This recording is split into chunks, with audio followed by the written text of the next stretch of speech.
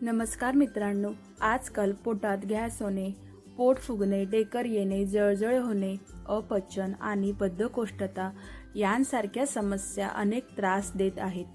चुकीच्या खाण्यापिण्याच्या सवयी, अनियमित जीवनशैली, तणाव आणि व्यायामाचा अभाव ही यामागील प्रमुख कारणे असू शकतात.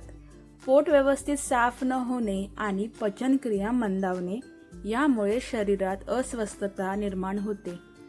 त्यामुळे वेळेवर या समस्येकडे लक्ष देणे गरजेचे आहे. सकाळी उठल्यावर कोमट पाणी पिण्याची सवय लावल्यास पचनक्रिया सक्रिय होण्यास मदत होते.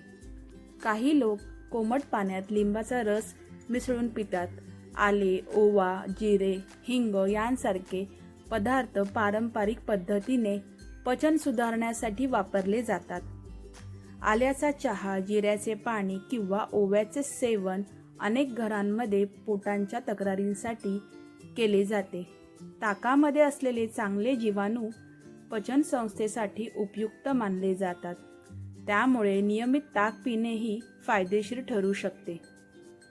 गॅस होण्यामागे फक्त अन्नच कारणीभूत नसते. दिवसभर एकाच जागी बसून राहणे, शारीरिक हालचाली कमी असणे, झोपेची कमतरता असणे, सततचा ताणतणाव आणि घाईघाईने जेवण्याची सवय यामुळेही पोटाच्या समस्या वाढू शकतात.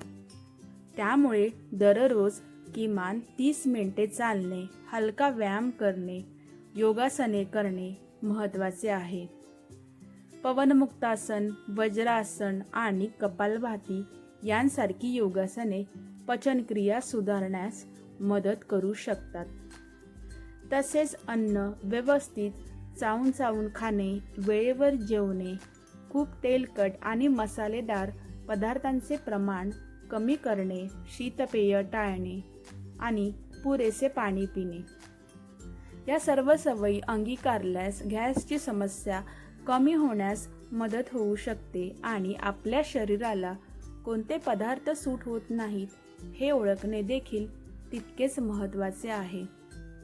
काही लोकांना दूध, कोबी, फ्लॉवर, कडधान्ये किंवा काही फळांमुळे गॅस होऊ शकतो.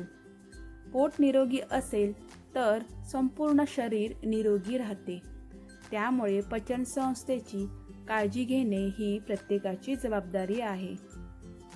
घरगुती उपाय उपयुक्त ठरू शकतात, पण ते योग्य आहार, पुरेशी झोप आणि नियमित व्यायाम यांची जागा घेऊ शकत नाही.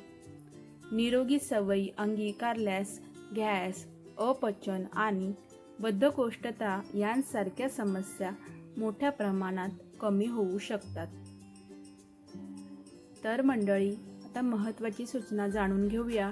ही माहिती केवळ सामान्य आरोग्यविषयक जागरूकतेसाठी आहे.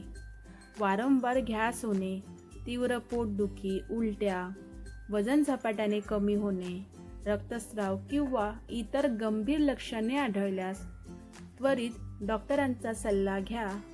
कोणताही घरगुती उपाय किंवा आहारातील बदल करण्यापूर्वी तज्ज्ञांचा सल्ला घेणे आवश्यक आहे. तसेच व्यक्तीनुसार परिणाम हे वेगवेगळे असू शकतात. त्यामुळे तुम्हाला या व्हिडिओची माहिती जराही उपयुक्त वाटली असेल तर व्हिडिओला लाईक करा व तसेच आपल्या मित्रपरिवार आणि नातेवाईकांसोबत नक्कीच शेअर करा. आणि अशाच माहितीपूर्ण व्हिडिओसाठी आपल्या चॅनलला सबस्क्राईब करून बेल आयकॉन दाबायला विसरू नका. तर भेटूया नेक्स्ट व्हिडिओमध्ये. धन्यवाद. बाय.